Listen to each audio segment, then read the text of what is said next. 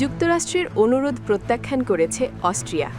ইরানে চলমান সামরিক অভিযানের জন্য আকাশসীমা ব্যবহারের অনুমতি দিতে অস্বীকৃতি জানিয়েছে ইউরোপের এই নিরপেক্ষ দেশটি।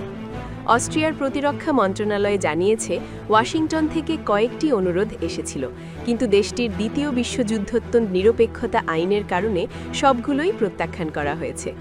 মন্ত্রণালয়ের মুখপাত্র কর্নেল মাইকেল বাউয়ার বলেন, যে কোনো যুদ্ধরত দেশের সাথে যুক্ত অনুরোধ শুরুতেই প্রত্যাখ্যান করা হয়।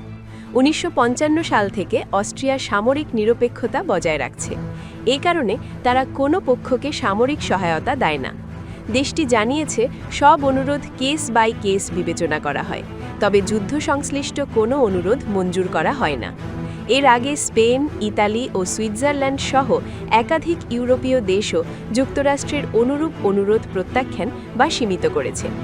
এ ঘটনা ইরান ইসরায়েল যুক্তরাষ্ট্র সংঘাতের মধ্যে ইউরোপীয় মিত্রদের মধ্যে বিভক্তির ইঙ্গিত দিচ্ছে।